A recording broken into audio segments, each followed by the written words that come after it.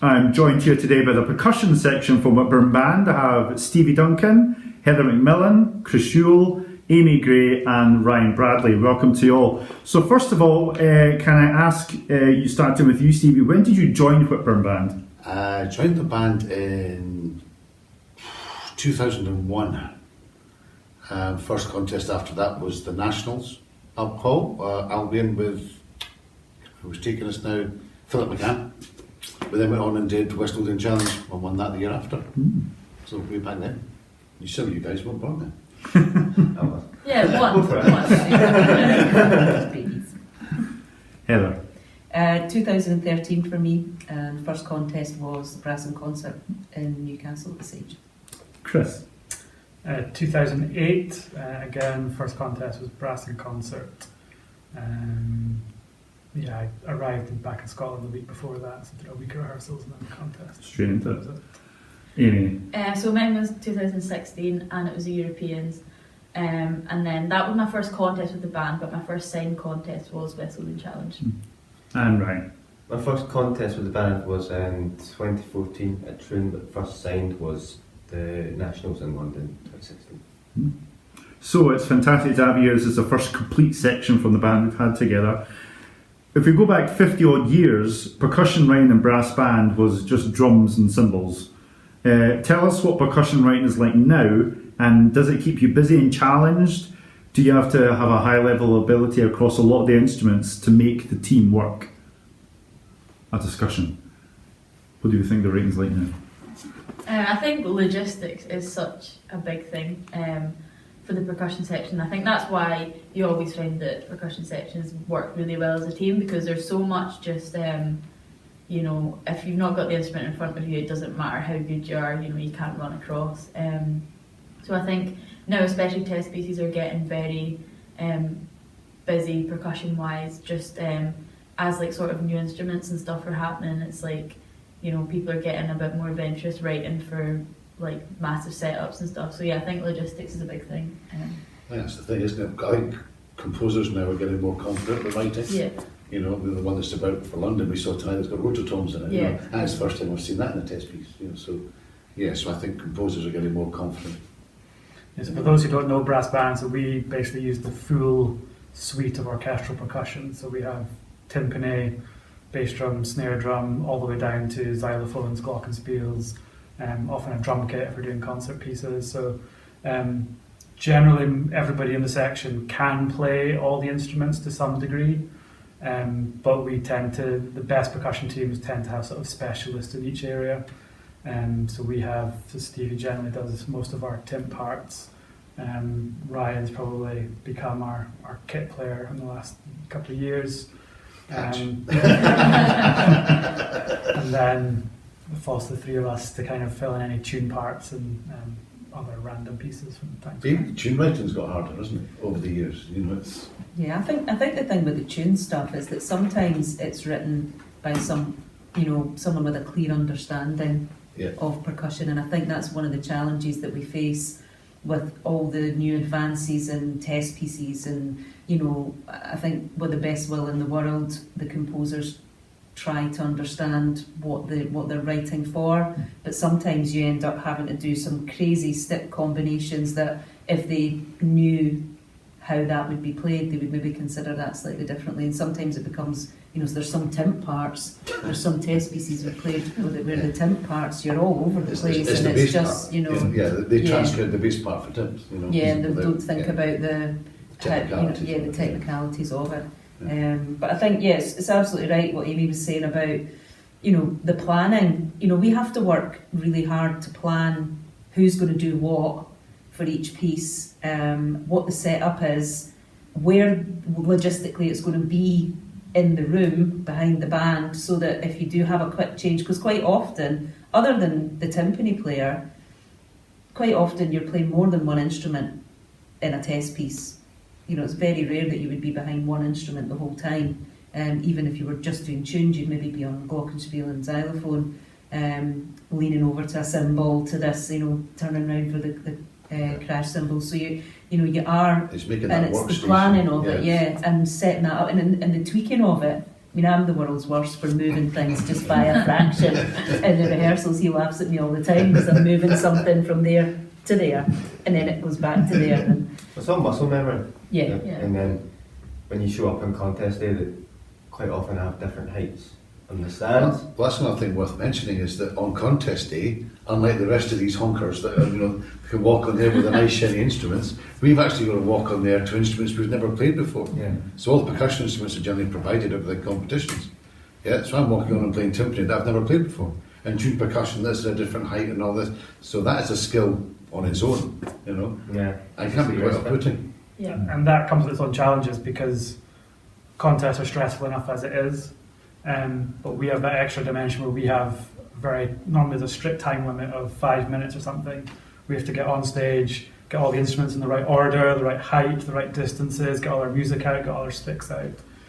So even before we played a note, you can feel the adrenaline coursing through. When you've got a quiet triangle note to start a test piece, it can be a little bit stressful. Yeah, I can imagine. And you've picked up on a wee bit of this about the team element. It's a team, the band is a team, but the section is a team within a team. And say for the start of a contest preparation, talk us through how do you start off that to the finished product? Do you pick the parts you like the look of, or does somebody just give you something, or is there discussion, or is it just handed out to you? How does it work from day one to the performance, say for London or Scottish Open of the Scottish? So I think generally the first thing is just take a look at the parts. We'll sort of hand out all the parts to all the players so everybody can just have a look at them. We've normally got a fairly good idea what people like to play and what people typically play, and we like to change it up every now and then just to add a bit of variety. But it'll often be the case that you can just sort of look at them and know roughly who's going to want to play which parts. Sometimes if it's a particularly busy piece where there's lots of changes, so for example, maybe one part might have two instruments on it, that one would normally go to one player and one would go to the other player. So there have been pieces where we've completely rearranged all the parts. And I remember a Brussels Requiem for the British Open a few years back. That was a really challenging piece percussion-wise. And I ended up taking all the parts and on Sibelius computer program for writing music, transcribed all 5 parts so that I could then cut and paste them and then decide, well, let's make sure that player's playing all of these bits. And then so that took a good couple of weeks' effort just to get the parts up to scratch. But that's the sort of level of planning that we'll do before we even hit a note. And is it a wee bit more light-hearted then when it comes to concerts and in terms of there's a lot more music to perform? So the parts just like, I'll do a lot of the kit parts, I'll do a lot of the tune stuff, or do you get to mix and match there as well? Probably depends on the venue. yeah. It might well be that the kit player can't move because that's the only space you've got, There tends to be not as much to do in a concert programme as there is when it's a full-blown test piece as well, so might not need all 5 of us. So that way then you can only take 3 players but be busy rather than take all 5 and be sitting around. So. And I think contests, we rehearse everything to the finest detail for weeks and months on end.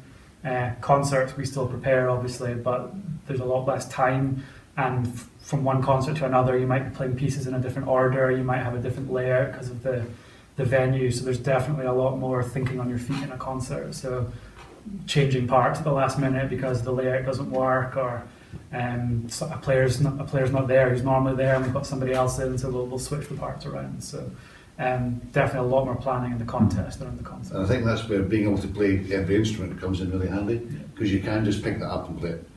Some of that instrument that you're not normally on. Yeah, sometimes I think that concerts are quite a good opportunity to kind of say, oh, actually I've not played snare drum in ages and I'll do it in this little piece, rather than in a contest you really want to play to your strengths because it's a contest and we're there to do the best we can.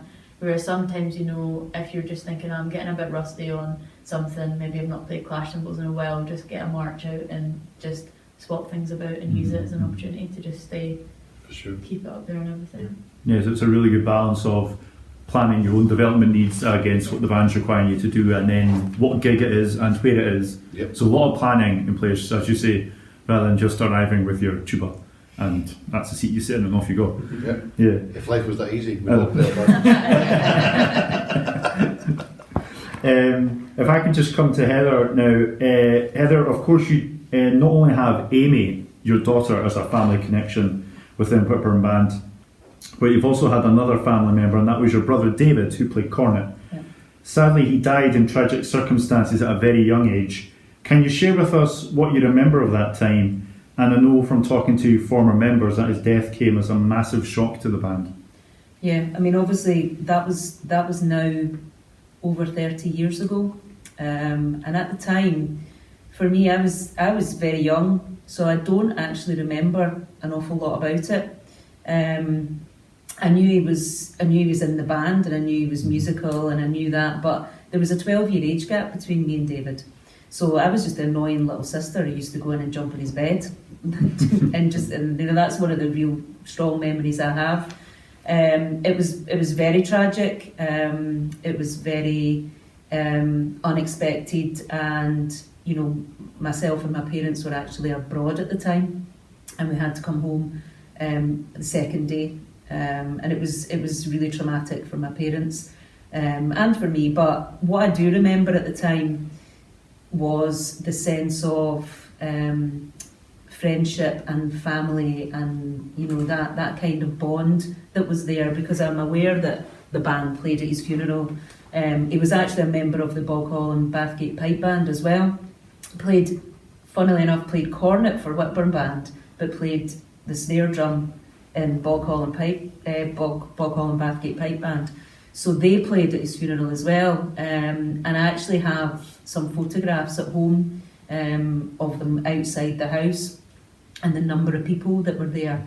And I think that kind of, for me, shows just how much sense of family there is in banding, not just brass bands but pipe bands as well, and it's that sense of community.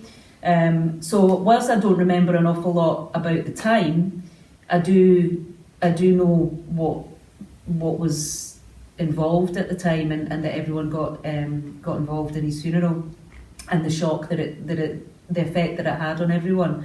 But what for me now, being part of the band, because for a while I couldn't even contemplate being part of Whitburn Band, just for that reason and the history that was there. But I'm so glad I am, because even now, hearing people who remember him talking about him, that means an awful lot, because I was so young, I don't actually remember that much about him. So, not as an adult anyway, I just remember being his annoying little sister. So it's lovely to hear people, that are still, the old guys that are in the band still talk about him. And then people like Andy, and even, because I remember he was in a quintet with Andy Duncan, Marty Wilson, Sandy Smith and David Robb, called Take 5, and I still have a wee poster that they did a wee concert. So it's great. It's great that everybody has that. It reminds me of how much he was thought of, and that people still remember him. Yeah, thank you for sharing that. And that sense of family and community is something that a lot of players and ex-players have talked about within Whitburn Band, whether it be the 1940s and 50s or the 2000s up to the present day. It's something that's been a constant in this band, in this organisation, which I think is really strong. Yeah. I don't actually think David was in the band for that long, but that doesn't matter. No. Yeah, he was a member of the band. Yeah.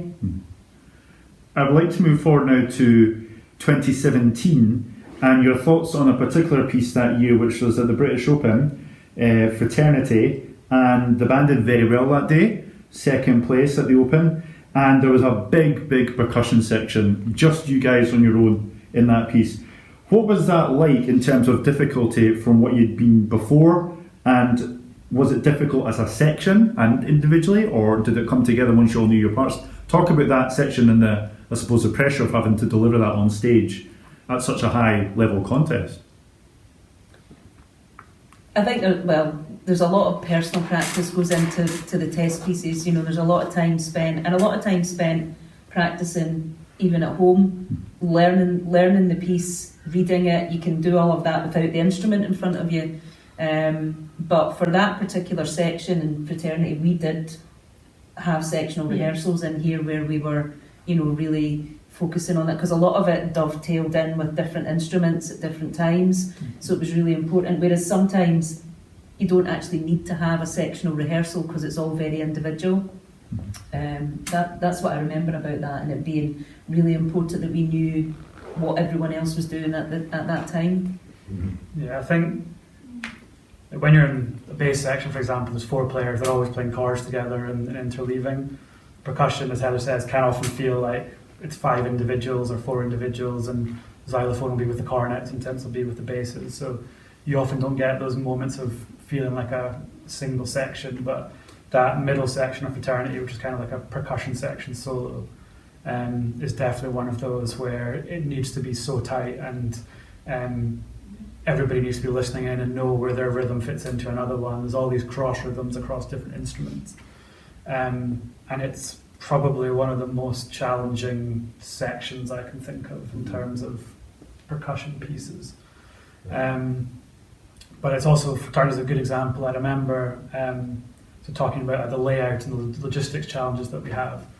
I remember when we started that performance, I think the opening section, there's not a huge amount of percussion, it's a sort of slow melody. And the conductor started beating and the band started playing, and I suddenly realised that of the 10 instruments that I needed, I was supposed to have the tam-tam behind me and I didn't have it. And the band had already started playing, so I found myself having to tiptoe while the band was playing a big solo, tiptoe right to the back of the stage where the tam-tam was, lift it up, try not to drop it because I would never do that, and put it in the right place without being noticed or being heard. So that's the kind of sort of stresses that we can suddenly find ourselves when you think you've got everything ready, but everything's not quite there. I think that's one of the things that we do really well as a team as well, because we all have our own stuff that we need to set up, but as soon as we're set up, we check if anyone else needs a hand. And that's something that we're all really good at that, because it's like, right, I'm okay, but I can see that he's running around stressed trying to get stuff, so what do you need? Right, I'll get it. And we just work really well like that, so that everybody, and we always check, is everybody all right before it's time to go.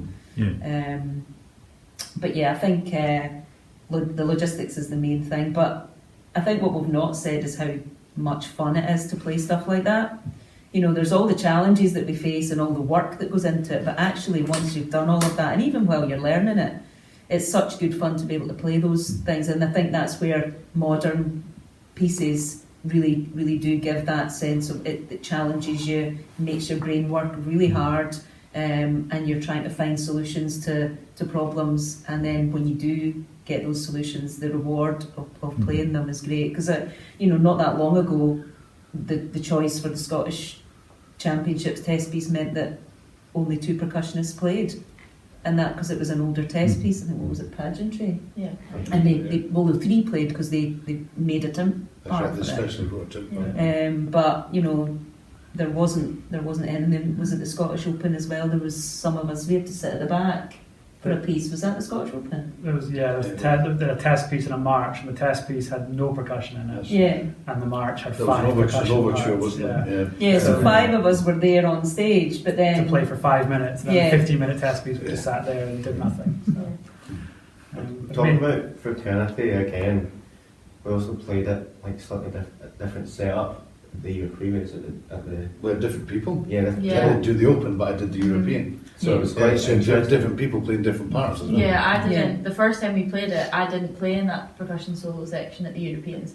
I just watched you all do it, and then when we played We it didn't do it again, very well. when we played it again, I played the bass drum part. So actually, for me, it was great because I was used to just sitting and listening to everyone, so that when I actually came to play the part, I knew exactly what everything was supposed to be. But yeah, when we played it, we all kind of rotated around, didn't we? So. Yeah. And I remember specifically that section I actually played 2 parts. There was the anvil part, which was part of the bass drum part. Yeah. So it was meant to be like bass drum, anvil, but no, you can't dampen the bass drum with one hand. So someone was playing the bass drum, then I think it was wasn't it? I took the bass drum kick drum, so instead of like an orchestral bass drum, they used the drum kit bass drum with a pedal. I took that off your tom part, so I ended up playing a different bass drum part and the anvil off another bass drum part, which is quite interesting. It's going to reverse back to what Chris was saying earlier about rewriting parts so that they fit that section. Yeah. I mean, the rehearsal process for test pieces is almost an exercise in problem solving for percussionists. So every time we rehearse it, we realise, oh well, I'm struggling to get to that instrument in time, but actually you're not playing anything for 8 bars, so could you hit that and I'll cover this for you 4 bars later. And every time we play it, we learn something new, and that's definitely a challenge that we have that the other instruments don't necessarily have. Then you'll get a conductor saying, "Can we try it with different mallets?" Or Nick will say beaters. Yeah. You know, back in primary school, I got my beaters, Nick. You know, and they'll want a different sound, so you've got to adapt that. You know, so again, that's a challenge, making sure that it's not just playing the instrument, but it's actually getting the right sound. Yeah, sometimes with conductors as well, they know what they want, but they don't know how to tell you what they want. So a lot of it is trying to figure out, you know, how can I make this sound? Because, you know, if you're not a specialist, you don't know, and it's really difficult as well. You've got to have a kind of armoury of different things to try and get whatever it is that they're trying to that they can hear in their head that they want us to produce. So. Yeah, I mean, generally the thing we'll get asked for is, can you use harder sticks? Yeah, you hit it harder. I won't bore you with it, but we know that there's a million different things that conductors actually want when they say, do you want hard stick? It could be louder, it could be a deeper sound, it could be just a more impact to the sound. So we have to learn to try and figure out what conductors mean and try and give them what they want rather than what they think they want. Very much a problem solving in your Chris when you say that about just constantly doing it and whittling down all the possible issues that are there till it works. And another performance which springs to mind with lots of percussion was Titan's Progress in 2019 at the Royal Albert Hall. Again, the band did very well there. A big piece, lots of percussion. How is it to play a piece in a hall like that? You know, banding is not a professional organisation, but to play in the Albert Hall and perhaps do it every year for many years is something quite special. So how special is it to play in a hall like the Albert Hall on a big piece? And what is it actually like there to play? Because the acoustic... I'll say it's horrendous. Yeah, the acoustic is quite difficult sometimes. There was a massive timp part of that. And I was playing on drums, I've said before, I was playing on drums that I've never played on before. Well, I have played on them. Yes, we get a wee 5 minutes, you go to the hall before the competition starts, but you can't go full-blooded at it. Every percussion section is there, so you don't want to give away all your tricks. Or embarrass yourself. Thanks for that. So you can't really try it out. So that's that sound that the conductor wants. You've got to adapt that for the drums, for the acoustic. Yeah. For how many people? If it's a full hall, they're going to sound different. The instruments are going to sound different to a 3/4 hall. You know, so you've got to take all that on board as well as deal with the situation and the occasion of playing at the Albert Hall. So. I think it adds I mean, like you said, there's a sense of grandness or grandeur about the Albert Hall, and not just for us, but for people that you talk to, because whenever you talk to somebody who's not musical and says, oh, what's that band thing that you do? I mean, I've had moments where you try and describe to them how you march down the street with a bass drum and a Galladay, or you spend weeks on end rehearsing so that 2 guys in a box who can't see you decide which band was better on the day. People get very confused when you describe it like that. But when you say, yeah, we played at the Albert Hall like 10 times, then people get it and they see the level that you're playing at, and it's you don't really get that with any other venues or any other contest. Although to actually play there acoustically is difficult, and there's definitely something about it that is more than just the sum of its parts, I guess. Yeah, the hairs on your arm from the back of your neck always, always go well. Yes, exactly. There is a sense of there's an openness to it, because obviously it's so massive and it's so high, and I can remember the good thing, like Stevie said, about doing percussion is that you get to go on and have a look at the equipment. So the first time I played there, I can remember getting the chance to go on and have a look at the equipment, but it also gave me the chance to go in and sense the room and the space, because when you're a brass player, you don't get that opportunity. The first time that a brass player plays in the Albert Hall in a brass band competition is the moment they walk on. So for me, for percussion, that was great, because it just gave you the chance to take it all in, get a selfie, do all that sort of stuff. But the thing about the acoustic and the space in the room is that you feel like you're on your own. It almost feels like there's a breeze around you. You know, it's like this kind of openness. But then when the band's playing, you're with a big brass band who can make a really big sound, but you feel like you're just in Tiny. a tiny, It's tiny very- It's place. so far away. Yeah. It's well, like with the acoustic, we're used to playing in this room here. Not quite high ceilings, but compared to the Albert Hall, you're talking maybe 12 times this. So the band feel really loud in here, and there's almost no reverb in here, so it's all very dry, very good for like technical hearing the notes.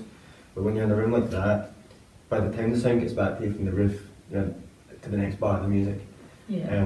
So it's so much quieter. Like you could play your instrument in here, and you'd have to wear earplugs. Like I was thinking earplugs when it's too loud, but on the Albert Hall, if you put in earplugs, you couldn't actually hear the other people playing. You couldn't hear the brass players. It's just so open that the sound takes so long to get back to your ears. Yeah. And there's an extra challenge for percussionists with that, because so much of what we play is through listening rather than watching. I mean, if you have a fast passage or you're playing a xylophone, you have to be looking at the instrument to make sure you're hitting the right notes. So where like a cornet player or a horn player will be sitting looking at the conductor and seeing where to come in, often we can't do that because looking up means you start playing wrong notes and things. So we get so used to just playing by listening to the band, and then when suddenly you can't hear everything that you're used to hearing, it's very difficult. You're praying that automatic pilot just kicks in and muscle memory, I'm in the right place. Yeah, I remember it was the first contest we did together was in the Albert Hall, and I just remember we were setting up and we were too busy taking photos and like not setting up, but the day before the challenges, we were just like, because you had all done it before, and we were just like, oh my god, they've got to play in here tomorrow, like, but yeah, I mean, there's nothing like it. Well, lots of hard hats. Yeah, we had to wear Well, that's hard right, hats. yeah. There's a photo of us like with our hard hats on. Because they're wiring up all the mics, yeah. we have to put on hard hats in case they fall. But yeah, it's a full experience, isn't it, playing somewhere like that? It's not, just Seen the history of it when you walk through the corridor, all the people that played there, it's really daunting. it's scary, but it's great. Yeah. Good, and I suppose it also shows the diversity of a band like Whitburn that can do gala days and concerts and lots of community involvement, but also the same players go to the Albert Hall in London, Symphony Hall in Birmingham, the European Championships, as you've mentioned. So it's fantastic to have a band that is able to do all these things. Finally, we all know that sometimes percussion gets a hard time from the brass players and vice versa, but we all agree that the modern day brass band would not be as powerful or dynamic without you guys. So what performances as individuals and as a section would be your best memories of Whitburn Band? So I'm going to start with Ryan this time. Best performance as an individual, and then perhaps a discussion to your best section performance. Performance of that individual, probably Titan's Progress in 2019. I thought that's like my favourite memory. Like, see when you play the last note and it's done, that's the best feeling I've had ever. It was great. As a section, Fraternity. I was trying to say this might be a bit not what you're expecting, but my favourite performance personally was when we did Metropolis, but when we did it at the Celtic Connection, At the CCA.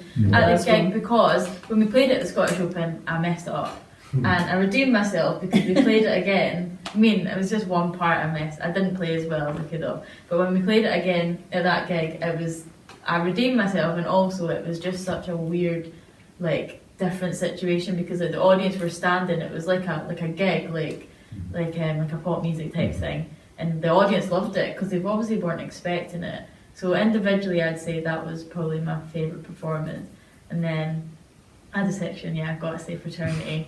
You've got to say it.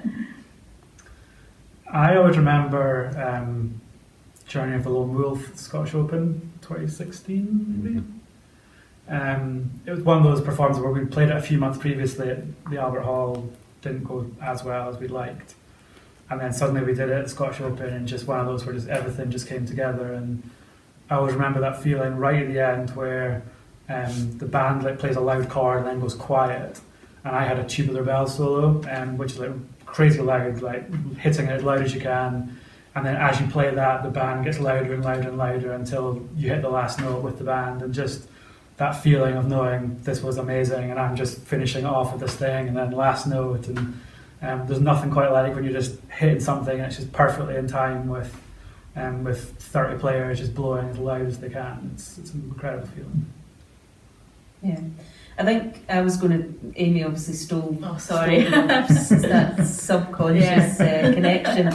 That I think, just to say again what Amy said there about the Metropolis gig that we did for with the Lau guys, it was something that we'd never done before, a brass band in that environment, and the audience reaction, and just it was such a fun piece to play anyway, and for us there was lots to do in it. And I think it was just, again, it's that diversity of doing something different, and it sticks in your mind, because we can become a contesting machine, because that's what we do. We do contests, and we do galleries and concerts and things like that. So to be able to be involved in something a little bit different was really fun and really rewarding. Playing as a team, I mean, I can't remember dates, and I can't remember specific test pieces. I do remember actually doing The Legend of King Arthur at the Royal Albert Hall, and we had to work out how to make a lion roar out of it, and things like that. You remember, because you're trying to be creative. Not a real lion. No, like we didn't go and get a lion and then try and make it, nip it and everything to make it roar. But we had to get a drum and put a rope in it, and we had to try lots of different things Was it to not a make sword it. or a stone or something as well for the King Arthur? Yeah. I built a Yeah. bit of like jaggy. Oh, that's metal. right, yeah. Yes, right. Yeah. Destroyed the edge of the tam with it. So things like that, I think you do. You remember. For me, I remember the things and the different. I couldn't tell you what year it was or anything like that, but those are the things that actually it's interesting and it's fun, and you've got to problem solve. And even like we do things quite often in pieces where we have to use a bow on the tam tam or on the vibraphone and things like that. It's just all really interesting and makes things fun for us. Difficult at the time, but fun. As a team, I think Fraternity, because of that middle bit. But there's lots of times we've worked really well as a team, and to pick one's really really hard. For me, it's the journey from starting a piece to watching it evolve, watching players evolve. Yes, knowing each other's skills, and all of a sudden you go, where did that come from? Yeah, because someone's been practicing, I can't play this, but all of a sudden they can play it. Yes, the band evolves, but as a section, it just gets better. The layers just get better and better and better. Till eventually, as Chris was saying, there's just that utopia moment where, click, it just fits. And if that happens on stage in the Royal Albert Hall, fantastic. Or if it's at the Europeans. One of my for me, the band went to Germany. What year was that? And we did Toccata and Fugue. It's about 2012. Yeah, and I think we'd all had a few beers by the time we got to the end of this concert, and Toccata went like a bat out of hell. Right, and I started it, and I was like, this was nice. I was like, kept giving it everything, and I knew Kit had the xylophone part. I thought, I'll never play it at that speed. It did. So it's not just contests. For me, it's also about the concerts that we do. And taking that performance to that next level. There's also a sense of pride, I think, as well. Yeah. I remember, Ryan and Amy joining us, but being part of the team before that because of their family members within the band, and feeling knowing how proud I am watching you guys come on, as players and as people. That means I think it's quite unusual as well for the percussion team in a band to be so constant, and I think we're really lucky with that. Even though Amy's gone away to Manchester, but she's still part of our team, and she still comes back and does stuff with us. Ryan's in Edinburgh, and there's been periods of time where Stevie's taken a bit of time out. I took time out, and there's times maybe you're away with work, but we're a team, and we always there's always enough of us to pick up, and I think a lot of brass bands, particularly in the lower sections, it's difficult. It's really difficult for them to maintain a percussion section, and I think it's important to recognise how lucky we are that we have such a constant team.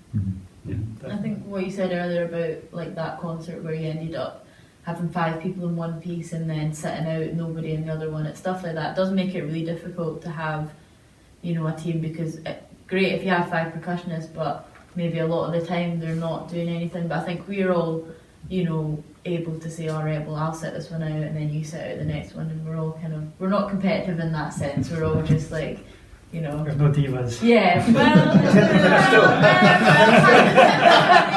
Point at me. over there, and I don't want to play tambourine anymore. Yeah, for the most part, no divas. I think everyone has their moments. Not as much as the brass players, but yeah. I think as well, in our band there is an appreciation for what we do, and that's that's important as well, because a lot of the time you can be kind of the forgotten percussion section at the back and you're just there to make the noises. But I think there is an appreciation within the band about what it is we have to do. And you said earlier about it's not professionals, and it is an amateur organisation, but there's so many people in this band who could have a professional music career, and so many people who are teachers and work in education and music, so the standard of the playing, and I think with that knowledge, that musical knowledge and understanding, comes an understanding and appreciation for what we have to do in percussion. Absolutely, and I think that's a fantastic way to draw this discussion to a close. So my thanks to Stevie, Heather, Chris, Amy and Ryan, the percussion section from Whitburn Band. Thank you. Thank you. You're welcome.